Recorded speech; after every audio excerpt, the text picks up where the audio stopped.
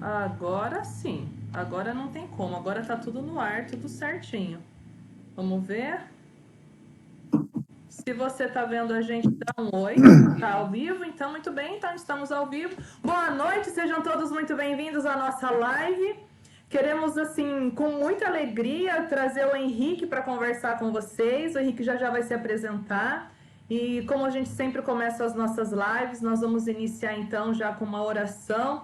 Enquanto vocês vão entrando, enquanto vocês vão interagindo com a gente. Essa é uma live só de perguntas para o Henrique. O Henrique, que já morou lá em Israel, conhece bastante daquele cantinho do mundo que a gente gosta tanto.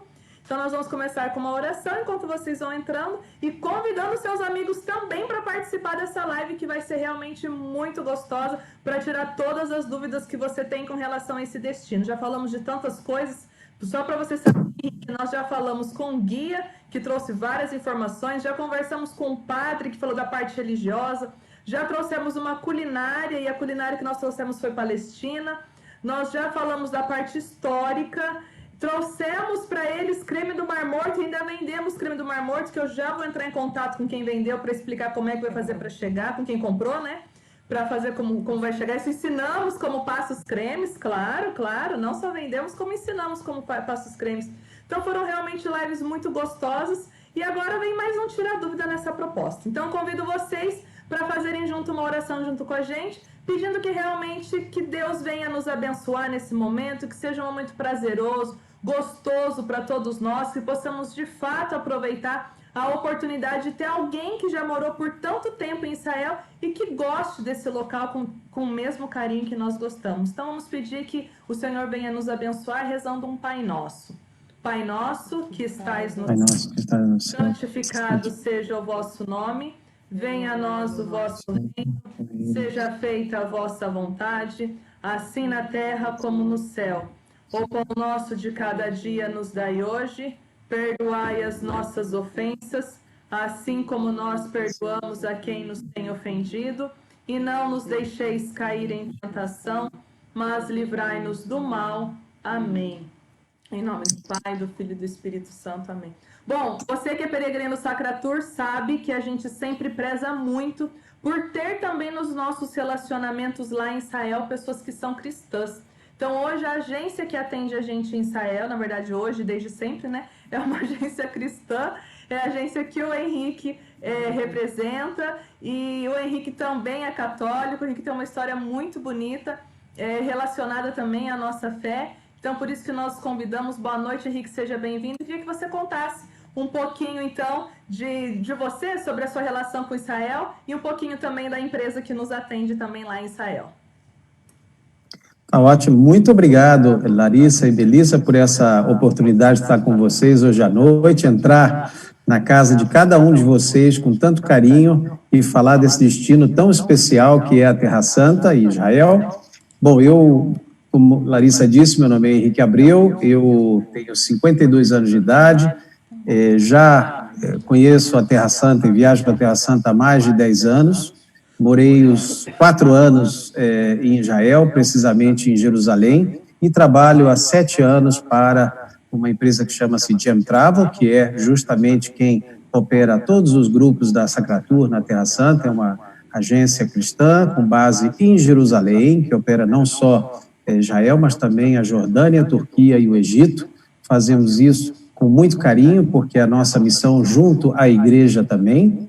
Eu, pessoalmente, tenho já 34 anos no turismo, já com uma pequena experiência em outros segmentos, como hotelaria, agências operadoras, companhias aéreas, né? Então, juntei um pouco dessa experiência toda, principalmente para utilizar na minha última caminhada na Terra Santa, onde eu aprendi muito, muito sobre não só a espiritualidade, fé, religião, e principalmente sobre as comunidades cristãs que habitam lá até o dia de hoje, que também vai ser um tópico da nossa conversa hoje, porque é sempre interessante falar dessas comunidades, como elas vivem, como elas interagem com as outras culturas também, as outras religiões localmente.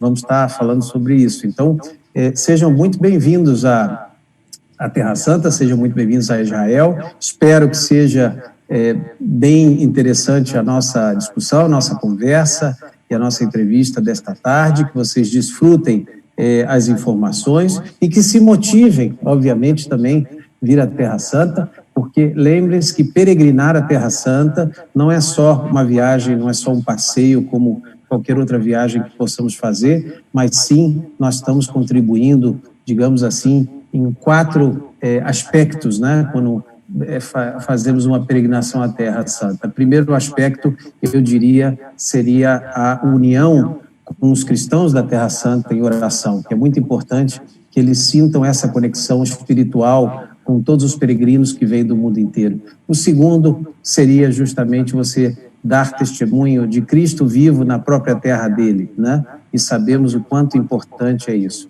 E o terceiro seria apoio às comunidades locais, né? Então, uma vez que a gente viaja para a Terra Santa, nós estamos apoiando toda uma cadeia de pessoas que trabalham nos ônibus, como guias, nas lojas, nos hotéis, nos santuários, né? Tudo isso faz parte de um grande conglomerado de pessoas que dependem do peregrino, dependem da visita e do turista, né?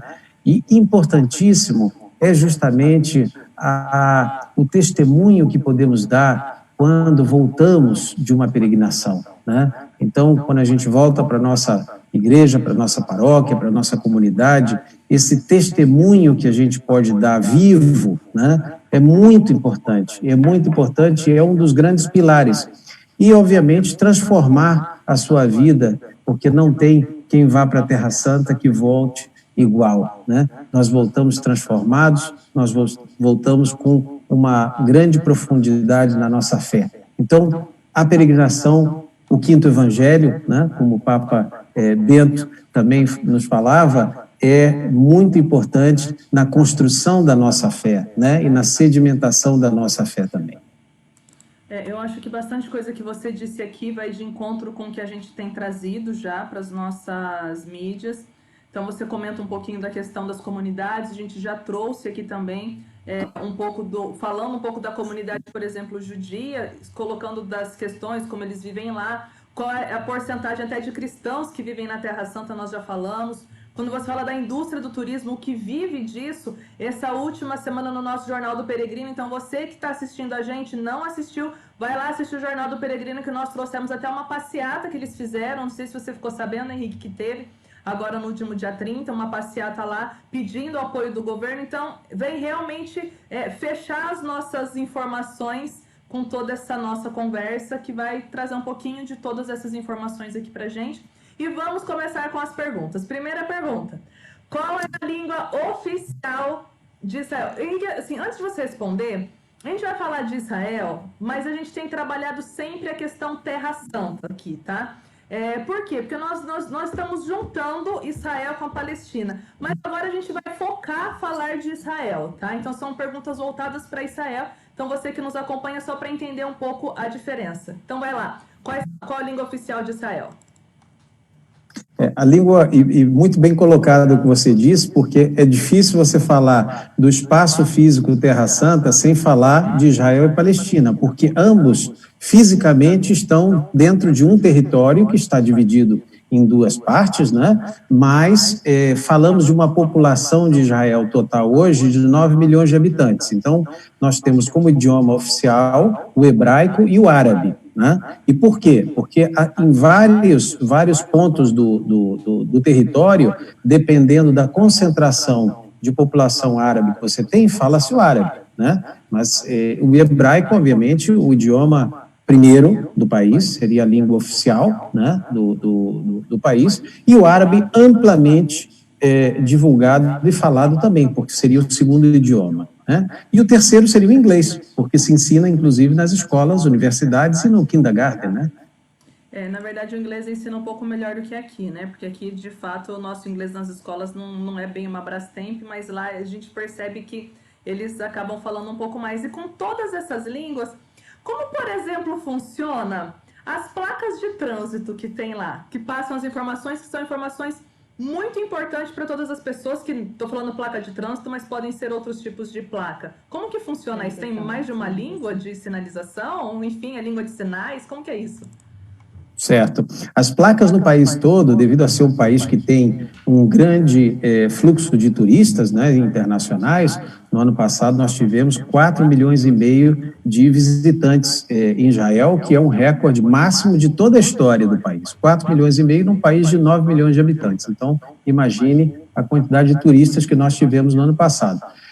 Todas as placas, por esta razão também, estão em 3 idiomas, em hebraico, em árabe e em inglês, né? Muita gente aluga carro, é um país extremamente seguro, você pode dirigir através do país inteiro e, obviamente, é interessante para os turistas que eles possam entender em inglês a direção e para onde estão indo. Então, as placas são todas em 3 idiomas, ok? Inglês, árabe e hebraico. Eu vou continuar desaconselhando as pessoas a irem de carro para lá, porque às vezes você entra no território da Palestina, não sabe que entrou, não sabe onde é, não sabe sair. Então, da minha experiência de ter ido para lá dirigido de carro e de ter estado uma vez com motorista sozinha, eu continuo desindicando essa aventura, tá? Mas, enfim, qual o fuso horário de Israel com o Brasil, por exemplo, hoje? Porque a gente sabe que tem a questão do horário de verão e tudo mais, mas fora do verão... São 6 horas. 6 horas de diferença, o fuso horário, neste momento, 6 horas de diferença. Então, vai depender só do momento que você tiver um horário de verão aqui, ou tivermos um horário de verão lá, mas, em geral, como agora, temos 6 horas de diferença. Lembrando que são 6 horas de diferença, mais 6 horas. Então, aqui é 6h12, 6h15. Correto. É meia-noite. São meia-noite. Então, meia-noite e 15. Então, tem mais... Correto. Estamos 6 horas na frente, é verdade. Isso, 6 horas na frente. E como é o clima no país, Henrique? Como que funciona isso? Olha, o clima é muito interessante e peculiar. Por quê? Porque cada vez mais nós estamos avançando a ter mais calor, né, no mundo inteiro. Então, inclusive, os nossos invernos são agora mais quentinhos, que não éramos antes. Você tem menos dias de neve, menos dias de frio extremo, a temperatura média durante o inverno varia entre 9 e 13 graus, tá? Seria a temperatura média do inverno, nós estamos falando de dezembro, janeiro, fevereiro. E no verão, que é exatamente o contrário, e aqui vem o contrário das estações. Temos verão no Brasil, inverno em Israel e vice-versa, né? Então, o nosso verão, propriamente dito, a temperatura média, ela é de 30 graus. Depende, se estamos no deserto, lá embaixo em Jericó, vamos sentir 40 graus. Se estamos em cima em Jerusalém, né, vamos sentir, obviamente, mais fresquinho. Mas podemos falar que a temperatura cada vez mais está migrando a ser mais quente, justamente por causa do aquecimento global. E a temperatura no Meio Oriente, ela é diferente da Europa. O inverno na Europa é muito frio, como nós conhecemos, né? E nós estamos no Meio Oriente, num clima mediterrâneo, lá para baixo, onde o nosso inverno já passa a ser mais agradável, vamos dizer assim, de superar. Inclusive, tivemos nessa temporada, vale a pena dizer, em janeiro e fevereiro, que foram meses de inverno, digamos, temperaturas muito mais calorosas e com um fluxo de turistas enorme. Pessoas que estão fugindo um pouco dos grandes meses de concentração turística estão começando a procurar outros meses onde vai haver menos gente no país, vão poder visitar com muito mais tranquilidade, certo? E com clima não tão nocivo quanto o inverno da Europa, né? Então, foi clima... interessante que nós estivemos agora em fevereiro lá. Sim. E nós fomos Egito, Israel e Jordânia. Na Jordânia nós pegamos neve. E em Israel a gente estava num clima gostoso, realmente isso que você disse. Mediterrâneo. Colado ali com Israel, né? Então foi muito interessante essa experiência. Temos a facilidade de estar em frente ao Mediterrâneo, né? Toda a costa é a costa do Mediterrâneo. Sim, exatamente. Bom, sendo um país de um clima mais seco, que a gente sabe que está numa região também, uma área até perto de deserto, e temos muitos desertos também ali em Israel, como que os produtos são cultivados? Como que funciona isso? Qual que é o principal produto cultivado ali no país? Olha, muito boa pergunta e boa colocação. Nós temos as principais áreas de produção, né, na agricultura, elas estão próximas ao mar, né? Então, nós estamos falando lá em cima na Galileia, próximo ao Mar da Galileia, nós estamos falando de Jericó, lá embaixo no deserto, próximo ao Mar Morto também, uma área muito grande de cultivo. E aí você diz, poxa, mas no deserto e temos plantação e temos agricultura? Sim, porque vamos lembrar que Israel é o país pioneiro no mundo de exportação de tecnológicas sobre agricultura. Lá se criou justamente esse método da irrigação no deserto a conta-gotas, né? Então, esse sistema que foi criado em Israel, exportado para o mundo inteiro, foi criado lá, nós temos o sistema mais moderno do mundo em irrigação no deserto. Então, nós podemos tirar plantas do deserto através de vários sistemas, né? E principalmente, o mais importante dele é você ter a terra fértil e irrigada, né? Então, próximo à Galileia, ao Mar da Galileia, próximo ao Mar Morto, lá embaixo, perto de Jericó, nós temos as grandes plantações de tâmaras, de azeitonas e de tomate, né? Principalmente o tomate cereja, que é o produto mais exportado também de Israel para fora. Então, você tem áreas de cultivo, irrigação artificial, né? E produtos de importação. Excelente. Azeite de oliva, tâmara e tomate cereja, principalmente ali na área de Jericó. E na região do norte, a gente vê também bastante plantação de banana nos nossos trajetos. Sim, do lado da estrada, quando vão passando, também vão ver. Exatamente. A gente vê bastante. Mas quando o povo de Deus vai para a Terra Prometida, a promessa é de uma terra onde jorra leite e mel. De que leite e mel é esse que a gente está falando? Isso é uma metáfora, na verdade, bíblica, né? Não existe lá a produção específica de leite e mel, porque na Bíblia se falava, Deus falava sobre isso, da terra prometida, que seria uma terra fértil e próspera. Então, a metáfora é justamente leite e mel de que será uma terra fértil, né? Por isso é utilizada essa expressão, né? Mas o mel que a gente tem ali em Israel é um mel também mais da tâmara, né? Que você colocou aqui pra gente. Sim. Que existe uma plantação grande de tâmaras e a gente tem um consumo bem grande desse mel de tâmara ali. Eu particularmente vi pouquíssimas vezes o mel de abelha sendo vendido e o mel de tâmara numa proporção bem maior. Eu particularmente sou suspeita para falar o que eu penso disso, que eu prefiro, porque eu ainda prefiro o mel de abelha, mas o mel de tâmara também o mel de tâmara é um mel gostoso também, né? Muito, muito gostoso, e as tâmaras, justamente as mais famosas do mundo, são as que vêm da área de Jericó, né? Justamente dessas árvores que estão próximas a Jericó. Nós não vamos ficar falando muito dessas tâmaras, Henrique, porque eu já tive... Que dá vontade de comê-las. Por favor, traz essa tâmara para cá e agora eu não tenho como importar as tâmaras.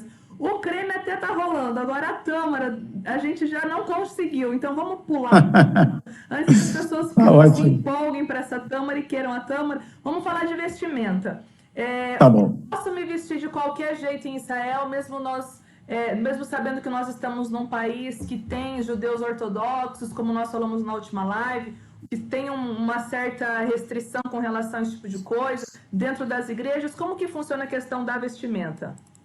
Boa pergunta. Bom, vamos primeiro falar da vestimenta em função do clima. Depois a gente fala em função dos locais, né?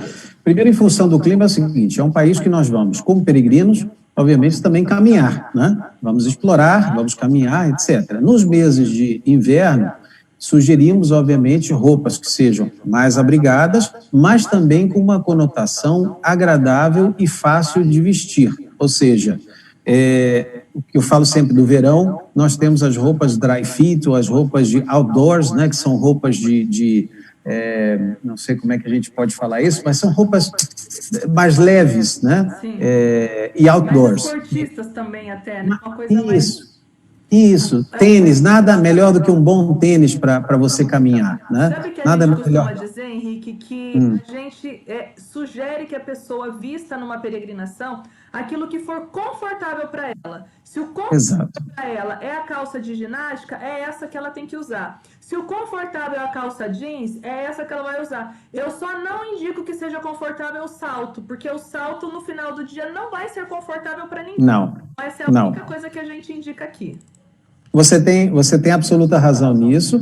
E em relação aos lugares santos, obviamente, tanto se nós estamos falando de uma mesquita, de uma sinagoga ou de uma igreja, nós temos que evitar roupas com decotes, com mini saia, com shorts, né? Com ombros destapados, etc. Então, nós temos que ter um critério. Obviamente, os nossos guias, que sempre estão acompanhando os grupos de peregrinos, também vão orientar, uma vez, não só vocês vão ter orientação por parte da Sacratura antes de viajar, mas também lá, localmente, os guias vão dizer, amanhã nós temos uma visita a tal lugar, neste lugar não pode-se entrar com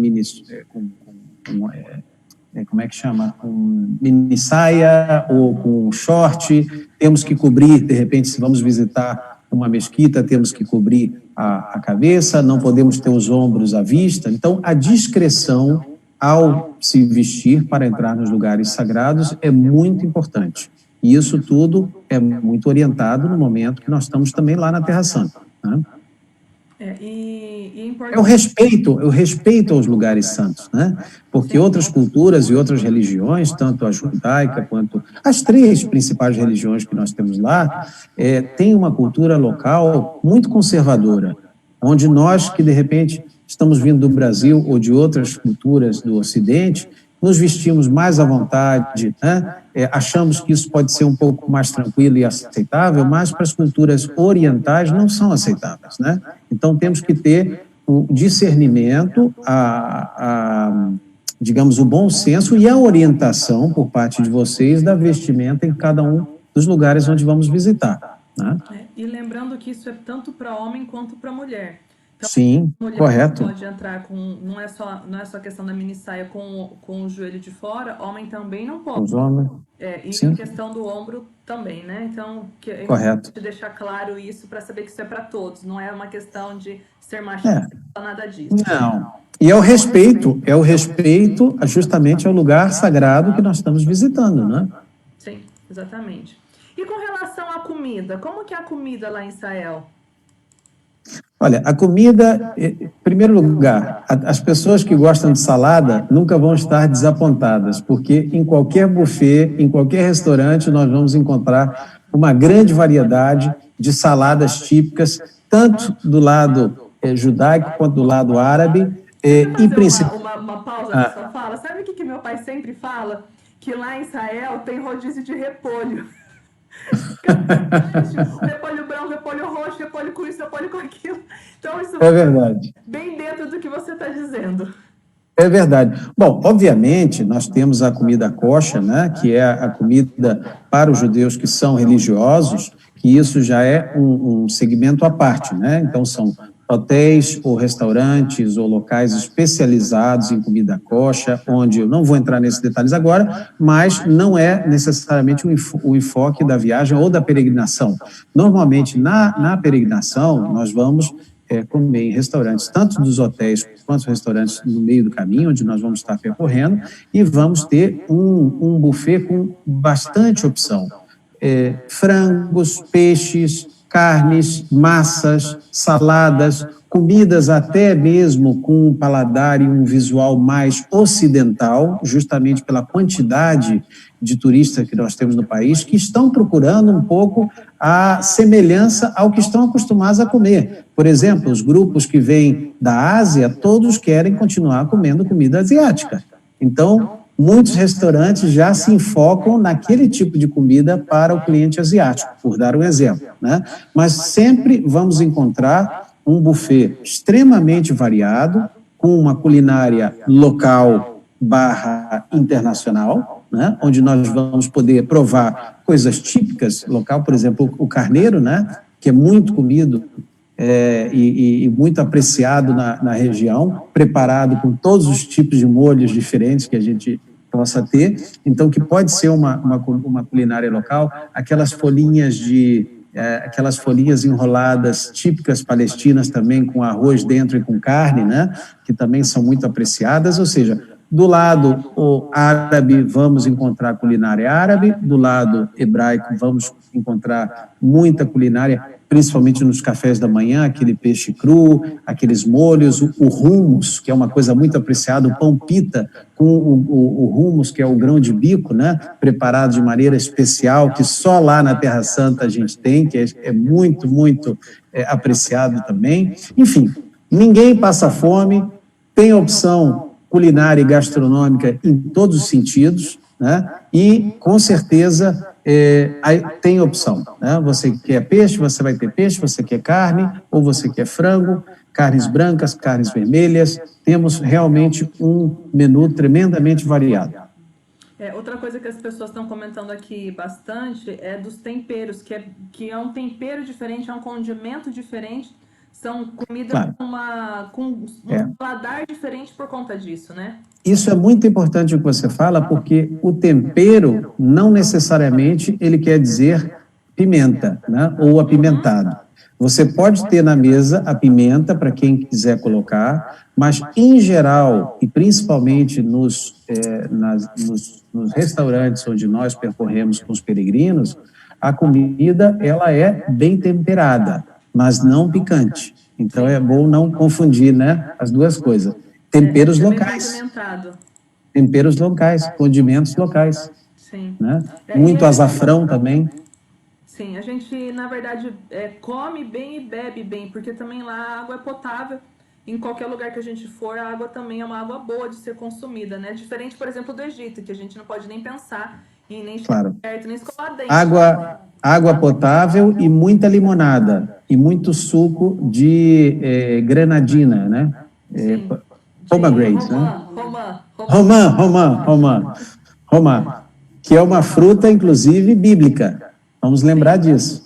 Eu encontrei esses dias até com relação ao vinho, produção de vinho também, de ser um país com produção boa de vinho. Sim. Bom ponto sobre o vinho. O vinho de Israel, ele é bastante conhecido na região, ou seja, tem uma boa produção de vinho. Vamos apreciar isso não só nos restaurantes que a gente pode ter, mas também no duty free, na saída, tem uma boa seleção de vinhos de Israel para quem quiser levar de lembrança, e temos vinhos da Palestina também.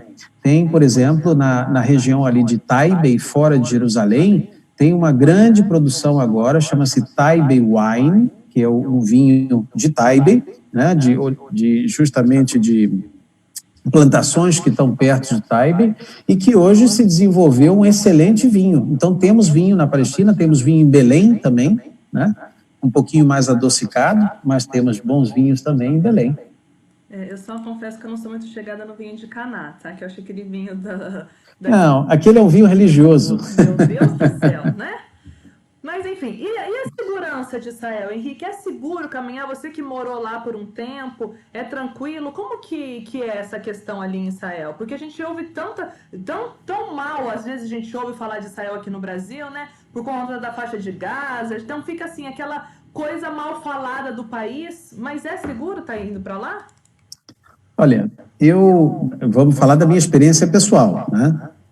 Eu tive a sorte de já ter morado em mais de 10 países, Israel sendo um deles, e eu posso afirmar a vocês que o lugar mais seguro que eu já vivi até hoje, sem dúvida, foi em Israel. Falo de segurança pública, falo de segurança para os peregrinos, né? Falo de tranquilidade ao se caminhar pela rua às 2, 3 da manhã. A única coisa que você vai encontrar é você mesmo, que ninguém anda às 3 da manhã na rua. É muito tranquilo, é extremamente tranquilo. Não existe a figura do assalto, ou, digamos, da violência urbana, que a gente está acostumado, vamos dizer, no Ocidente, um pouco mais a ver. Então, esse aspecto, segurança pública, segurança urbana, segurança dos peregrinos, principalmente em todas as rotas onde passam os nossos tours, são lugares extremamente seguros. Então, por esse aspecto, você pode ter certeza absoluta de que é um país que respira segurança. Você vai ver muita gente na rua armada, exército, polícia, justamente para oferecer uma segurança a mais, mas aquilo é uma coisa também visualmente falando, porque não existe uma necessidade, ou seja, você não se sente ameaçado em nenhum lugar, muito pelo contrário, os peregrinos são muito bem tratados. Inclusive, se você me disser qual é o último incidente que a pessoa tem de algum problema que houve com um peregrino na Terra Santa, ninguém se lembra, porque realmente é uma coisa única, né? A gente não tem registros disso. Eu, pelo menos na minha memória dos últimos 10, 15 anos, não tenho nenhuma memória disso.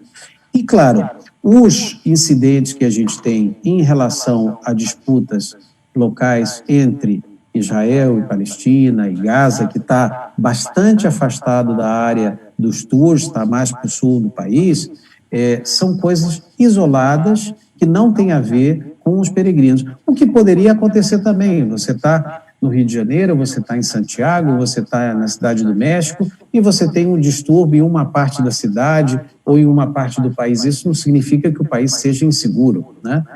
Então, o que eu quero dizer é, em termos de peregrinos, de segurança pública e de segurança como país, posso dizer que é um dos países mais seguros que eu já vivi até hoje. E até a forma também como eles se organizam com relação ao exército, porque é diferente o exército, até as mulheres também têm que servir o exército, não é? Exatamente. Em Israel, quando você tem 18 anos de idade, completa 18, todos temos que servir o exército. Os homens fazem 3 anos no exército e as mulheres 2 anos. Esse serviço do exército ele é obrigatório para todos, tá? Então, 3 anos para os homens e 2 para as mulheres. Por isso que a gente também encontra, acho que é impossível pensar numa peregrinação de alguém que foi para lá e não viu alguém armado. Então, um homem armado, uma mulher armada, também tudo isso a gente acaba encontrando justamente por essa obrigatoriedade do serviço do exército, né? Claro, claro. Parte da cultura, né? Sim. E eu não sei como que funciona isso, a informação que a gente tem das últimas vezes que fomos é que é a obrigação deles cuidarem dessa arma. Então, é responsabilidade de cada um que está servindo o exército também cuidar disso, por isso que ele vai estar caminhando com essa arma, porque é também responsabilidade dele, né? Correto, correto. Com relação a Haifa e Tel Aviv e Jerusalém, tem sempre uma frase que diz, que a gente ouve que Tel Aviv festa, Haifa trabalha e Jerusalém reza. Por que a razão dessa frase? Bom, a frase, toda frase ela tem um fundo de verdade, né? Primeiro porque Tel Aviv é uma cidade cosmopolita, né? É uma cidade conhecidíssima pela vida noturna, pelos seus bons restaurantes, pelos bons shows, pela praia, pela vida mais descontraída, etc. Então, o Tel Aviv seria um Rio de Janeiro, vamos dizer assim, em termos do Brasil, do pessoal que se diverte, que vai para a praia, que tem praia, tudo muda. Então, tem um clima e um ambiente mais festivo, vamos dizer assim, né? E é uma das grandes capitais do carnaval, vamos dizer assim, que ocorre em Israel, ele ocorre, obviamente, em Tel Aviv, né? Então, é a cidade da alegria, é a cidade do bom comer, é a cidade da vida noturna, dos bares, das festas, né? E do entretenimento. Haifa é uma cidade já mais, vamos dizer assim, de trabalho, apesar de que os 2 grandes polos comerciais e corporativos do país é Tel Aviv e Haifa. Haifa, nós temos um porto, que é o porto de grande importância do país, onde entram grande parte das importações também. Temos os grandes cruzeiros que chegam em Haifa, temos as sedes de grandes empresas de tecnologia, né? Segurança. Então, polo comercial e corporativo também em Haifa, não só Tel Aviv. E, para terminar, Jerusalém, o berço das 3 religiões monoteístas do mundo, cristianismo, o islã e o judaísmo, onde se congrega os principais lugares da nossa fé, né? Falamos do Muro dos Lamentos, falamos da Igreja do Santo Sepulcro e falamos do Templo, da Esplanada dos Templos, onde temos lá o 3º lugar mais importante para o Islã no mundo. Então, congregamos em Jerusalém o quê? A fé, a religião, o rezo, a espiritualidade. Então, qual seria o local que tem o maior polo de desenvolvimento que tem lá em Israel? Porque nós, esses dias, colocamos nas nossas mídias que o Waze, por exemplo, foi desenvolvido lá em Israel, né? Então, onde seria esse principal polo? Seria em Haifa e Tel Aviv. E aí nós vamos colocar dentro desse espectro tecnologia, segurança e toda a parte corporativa dessas empresas, né? Não só o Waze, como o Google também, Facebook e todas as outras empresas de mídias sociais também, Silicon Valley, que tem o seu braço em Israel, né?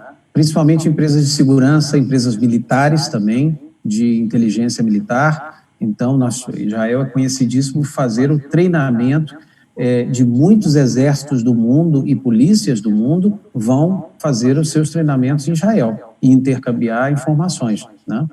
E você comentou que Jerusalém é a principal cidade das 3 religiões monoteístas. Então, temos o Santo Sepulcro que nós visitamos, a Cúpula Dourada, que é a parte dos muçulmanos, para quem acabou, para ficar mais fácil para vocês identificarem, Claro. né?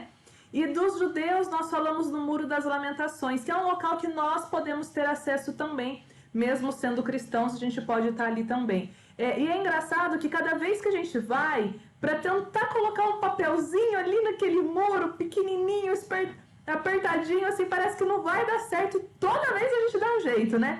Mas como que fica esses papéis? Porque imagina, quantas peregrinações passam ali, quantas pessoas passam ali, que às vezes nem é de peregrinação. Esses papéis são retirados, esses papéis ficam ali para sempre. Como que funciona isso?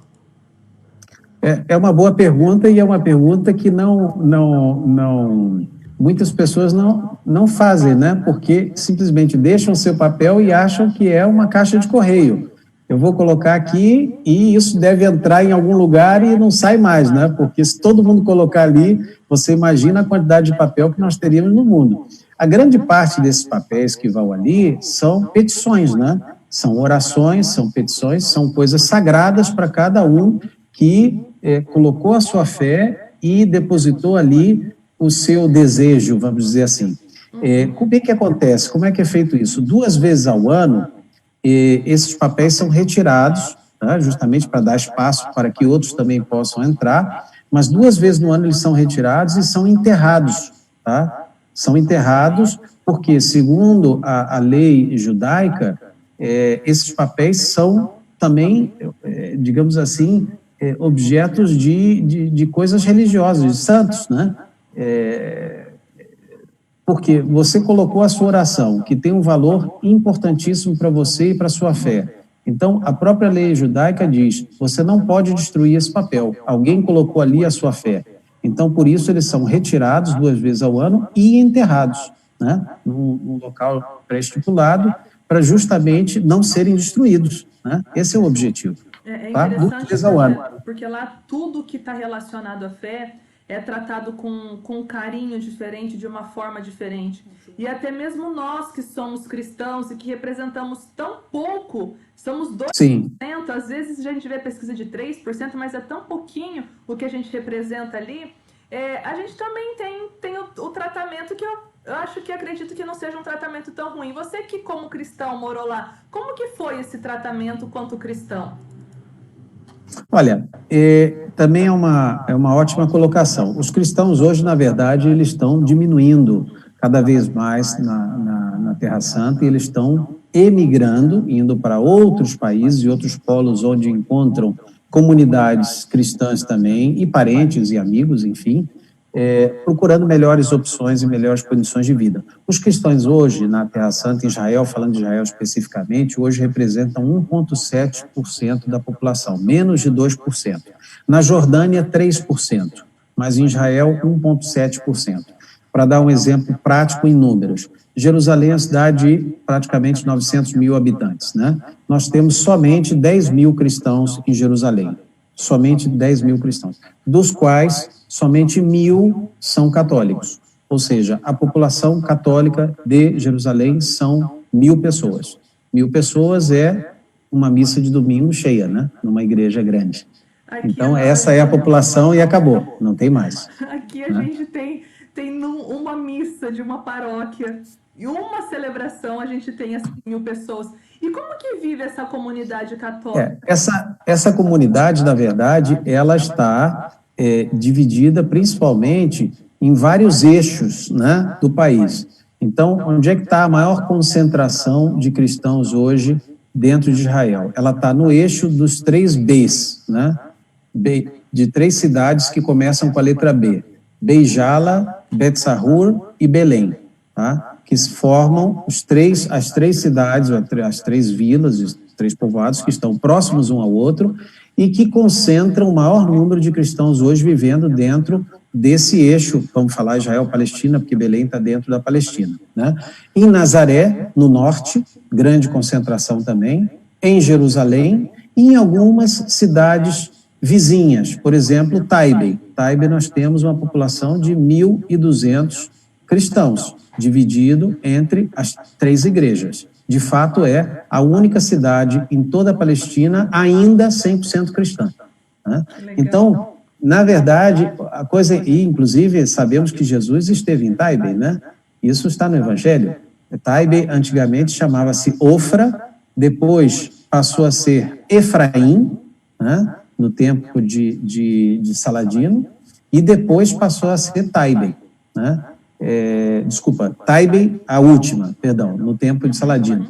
Anteriormente, Efraim, no tempo bíblico, no tempo de Jesus também, que está no Evangelho, né? Então, Jesus, depois do milagre de Lázaro, foi com seus discípulos para Taibe, antes de começar a paixão em Jerusalém. Então, Taibe é uma cidade muito importante também para o cristianismo. E você me perguntou como é que eles vivem hoje, como é que eles interagem, né? Nós temos toda a comunidade, vamos falar de católicos, né? Toda a comunidade católica hoje da Terra Santa, ela está dividida basicamente debaixo de duas instituições, né?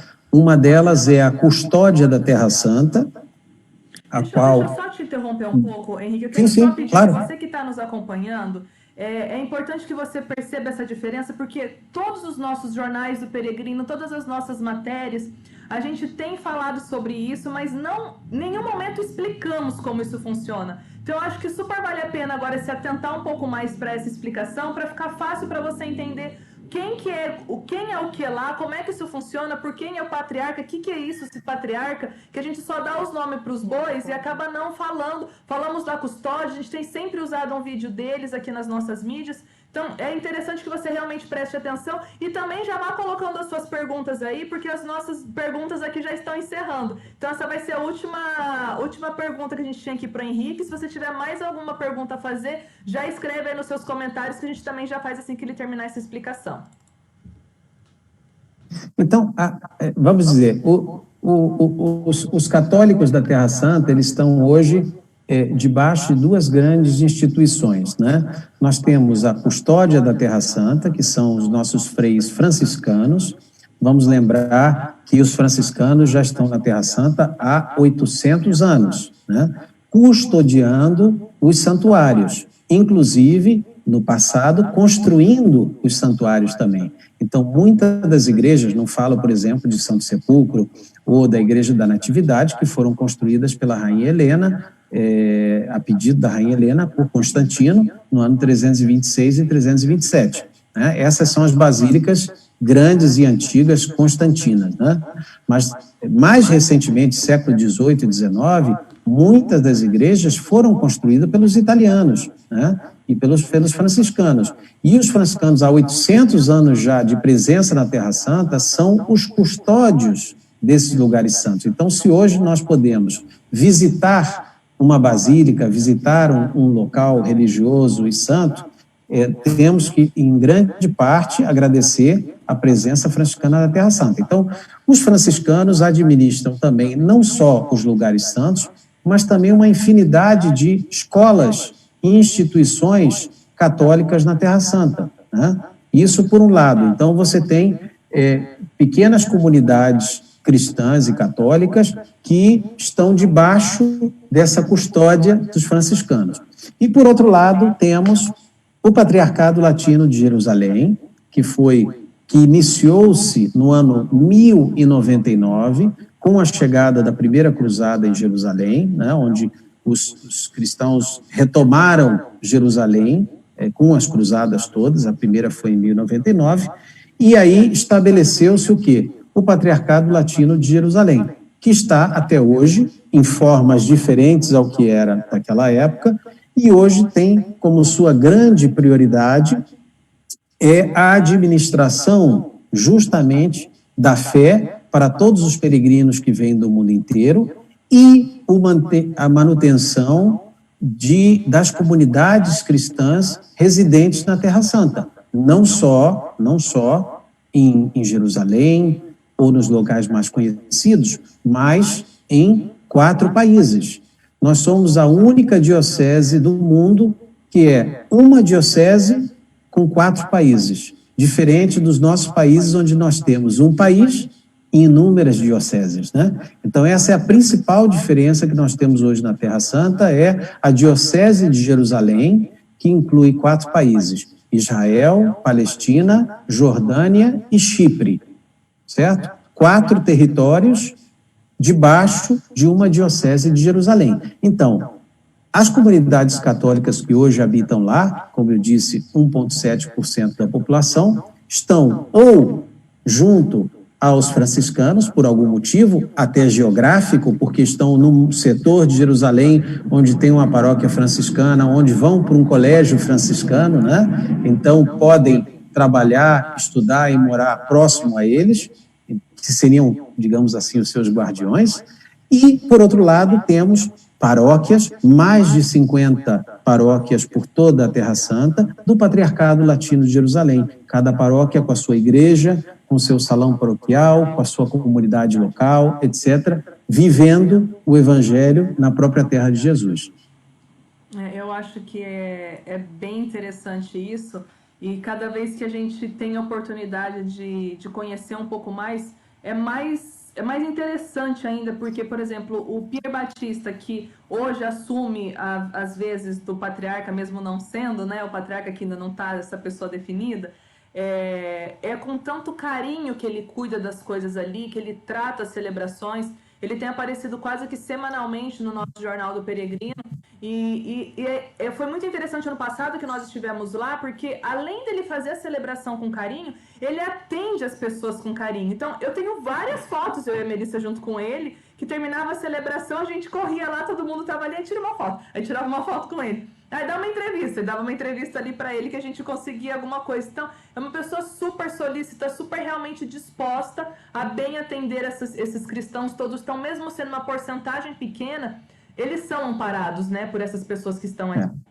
É muito importante isso. O Monsenhor Pizzaballa, ele foi custódio da Terra Santa muitos anos, como franciscano, e eu tive a oportunidade de trabalhar um ano com ele diretamente, já ele sendo administrador apostólico do Patriarcado Latino, sede vacante, porque nós ainda não temos um patriarca assignado para a Terra Santa, né? Quem assigna e aponta é o Papa diretamente, o Santo Padre. Então, nós tivemos 9 patriarcas na Terra Santa, os últimos 2 foram árabes, né? Monsenhor Shabá e Monsenhor Fuad Tual, que é jordano. Foram os últimos 2 patriarcas árabes. Os anteriores eram italianos, né? E alguns até franciscanos. Então, o Santo Padre ainda não designou o novo patriarca da Terra Santa. E quem é o patriarca da Terra Santa? Vamos lembrar, na verdade, é o sucessor, né, de São Tiago, né? Porque Tiago ficou em Jerusalém, o apóstolo ficou em Jerusalém, e Pedro foi para Roma. Então, o Papa é o sucessor justamente de Pedro, e o sucessor de Tiago é o patriarca de Jerusalém. Por isso, temos ele como sede e como representante da igreja na Terra Santa. Mas poderia ser, por exemplo, um patriarca não árabe, né? Não teria problema isso. Tivemos 7 patriarcas não árabes. Os últimos 2 é que foram árabes. Né? E por que importante também de ser um patriarca que fale o idioma local e fale o árabe? Né? Porque as comunidades locais são árabes, né? Os nossos cristãos da Terra Santa são palestinos, são jordanos, falam árabe. Eu acho né? Essa é uma diferença muito importante a gente entender. Nós temos 2 povos, né? O povo judeu e o povo palestino, e nós temos dentro do povo palestino duas religiões. Você pode ser o palestino cristão ou o palestino muçulmano. Sim. Ambos são o mesmo povo. Na verdade, é até mais complexo para a gente compreender, porque não faz parte da nossa realidade isso, mas eu acho muito bonita essa forma como eles vivem ali, que eles professam a fé, que eles fazem questão de estarem unidos realmente quanto comunidade, e espero do fundo do meu coração poder estar retornando em breve, porque é um lugar que tem realmente um espaço muito grande dentro de mim, que parece que faz parte da minha vida estar ali, então realmente estou na super expectativa para poder voltar. O nosso tempo super esgotou, então eu combinei com o Henrique no máximo 40 minutos, a gente está aqui há 50 minutos conversando sobre isso. Eu agradeço muito, eu acho que a gente foi super claro, porque não teve perguntas, ninguém perguntou nada, só fizeram comentários dentro disso que a gente vinha conversando. Então acho que a gente falou um pouquinho de cada coisa, achei que foi bem gostoso. Agradecer muito você que esteve com a gente, Henrique, agradecer todos que estiveram conosco aqui em mais uma live. Na quinta-feira a nossa live vai ser às 6 horas também, às 18 horas, vai ser pelo Instagram, porque nós queremos a participação de vocês que já viajaram, contando um pouquinho das experiências que vocês tiveram. Como que foi ter ido para Israel? Como que foi essa experiência de Terra Santa? Então nós não estamos convidando ninguém para falar, porque nós queremos ouvir os testemunhos dos nossos peregrinos e dos peregrinos que estão nos acompanhando aqui também. Tenho certeza que vai ser bem gostoso, mas aí vai ser no Instagram da Sacratur. Nós aguardamos vocês e vamos ensinar também como é que faz para entrar, para ser chamado também na hora da nossa live, para que a gente possa ter o máximo de gente participando e interagindo conosco. Henrique, o nosso muito obrigada pelo carinho que você tem pela Sacratur, obrigada pelo carinho que você tem pelos peregrinos da Sacratur também, toda a gente tem conosco, e eu quero que você dê uma palavra final para a gente encerrar com o vídeo que você passou aqui para que a gente finalizasse a nossa conversa. Eu guardei essa parte justamente para o final, que é o nosso vídeo, que fizemos com muito carinho, vídeo o qual vai traduzir tudo que nós falamos nessa quase hora de bate-papo, e eu espero que, através dessas imagens, vocês possam se transportar para a Terra Santa, viver esse momento, viver a espiritualidade, e ficam já convidados, com os braços abertos, estaremos esperando vocês na Terra Santa. Larissa, com grande carinho, você sabe que Israel é a sua casa, é a sua segunda casa, e nós, como tratamos a cada um de vocês quando vem para Israel, e fazemos questão de que se sintam como na sua casa. E assim será sempre. Sejam muito bem-vindos à nossa missão, muito bem-vindos à nossa casa e muito bem-vindos à Terra Santa, um lugar tão especial para a humanidade. Recebam um grande e fraterno abraço da nossa parte. Bom, então nós vamos encerrar com esse vídeo, que é feito realmente com muito carinho. Tenho até inveja de uma dessas imagens aqui que a gente tem nesse material. Quero todas para mim. Enfim, a gente vai agora encerrar com esse vídeo. Eu agradeço vocês que estiveram conosco por todo o carinho. E fique para assistir o vídeo, que ele é curtinho e vale super a pena.